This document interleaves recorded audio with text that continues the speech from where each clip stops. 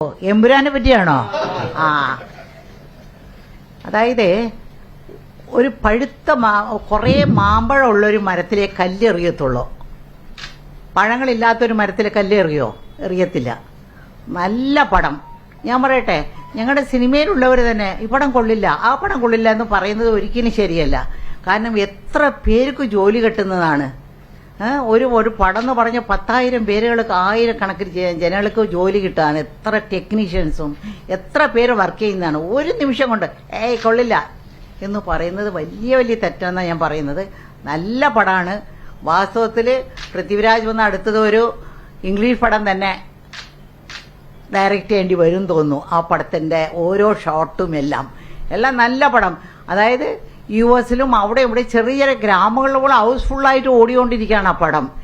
പക്ഷെ ഈ ആൾക്കാർ പറയുന്തോറും ആ പടത്തിന് ഫ്രീ പബ്ലിസിറ്റിയാണ്, ഫ്രീ ആയിട്ട് പബ്ലിസിറ്റിയാണ്. ആൾക്കാർ എത്രത്തോളം ആ പടത്തിനെ പറ്റി കൊള്ളില്ല, അയ്യോ ആ ഷോട്ട് കൊള്ളില്ല, ഇത് കൊള്ളില്ലെന്ന് പറയുമ്പോൾ അവർക്ക് പബ്ലിസിറ്റിയാണിത്. എന്ത് നല്ല പടമാണ്. എങ്ങനെ പറയാൻ, ഒരിക്കലും പറയാൻ പാടില്ല. ഒരുപാട് കഷ്ടപ്പെട്ട് 4 കൊല്ലങ്ങളോളം പല സ്ഥലങ്ങളിലും പോയി എടുത്തൊരു പടമാണ്. വേറെ ഒരു ചിന്തയില്ലാതെ പൃഥ്വിരാജ് എടുത്തൊരു പടമാണ് ആ പടം. എനിക്ക് വളരെ ഇഷ്ടപ്പെട്ടു.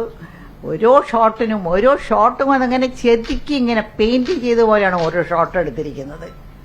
പടത്തിനെ പറ്റി എനിക്ക് അത്രയേ പറയാനുള്ളൂ.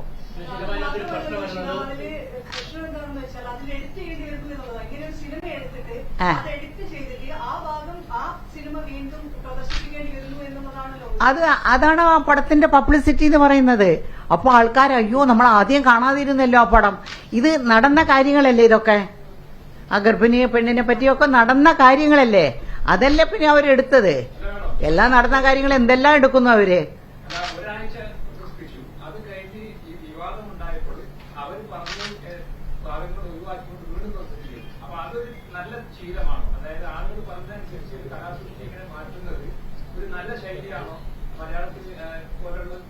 അല്ല പറയട്ടെ, മലയാളത്തിൽ ഇത്രയും വലിയൊരു പടം വന്നതിനെ നമ്മളാൽ അഭിമാനിക്കേണ്ട ഒരു കാര്യമാണ്. അത് കുറ്റം തെറ്റുകളൊക്കെ എല്ലാ പടത്തിലും. ഇപ്പോൾ നിങ്ങൾക്ക് ഇഷ്ടപ്പെടുന്ന പടമല്ലേ എനിക്ക് ഇഷ്ടപ്പെടുന്നത്, എനിക്ക് ഇഷ്ടപ്പെടുന്ന പടമല്ലേ നിങ്ങൾക്ക് ഇഷ്ടപ്പെടും. എനിക്ക് യാതൊരു ഇതില്ലാതെ ഞാൻ പറയാണ്, എനിക്ക് ആ പടം ഇഷ്ടപ്പെട്ടു. നല്ല ടേക്കിങ്സ് ആണ്. ഒരു ഇംഗ്ലീഷ് പടം കാണുന്ന പോലെ ഉണ്ട് ആ പടം കാണുമ്പോൾ. നിലവാരം മാറി. നേരത്തെ ഷീലാമ്മയുടെ കാലത്തൊക്കെയാണെങ്കിൽ ഒരു പടം ഇറങ്ങിയാലും ആളുകൾ വിമർശിക്കും എന്നല്ലാതെ തിരുത്തിക്കാനൊന്നും നിൽക്കില്ലായിരുന്നു.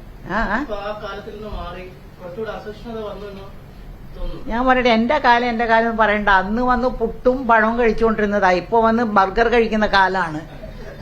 പെട്ടെന്ന് ഓടിപ്പോയി കടയിൽ പോയി പെട്ടെന്ന് ഉണ്ടാക്കുന്ന എല്ലാം വളരെ വേഗം വേണം എല്ലാവർക്കും. ഇപ്പൊ ഞാൻ തന്നെ അന്ന് ഓയിൽ പെയിന്റ് ചെയ്തു, ഇന്ന് വന്ന് അക്കറിലേക്ക് വെച്ചാൽ വേഗം ഉണങ്ങണമെന്ന് വെച്ച് ചെയ്യുന്നതാണ്. കാലം മാറുമ്പോൾ എല്ലാം മാറും. മാറാത്തത് ഒന്ന് കാലം മാറ്റം മാത്രമേ ഉള്ളൂ മാറാത്തത്.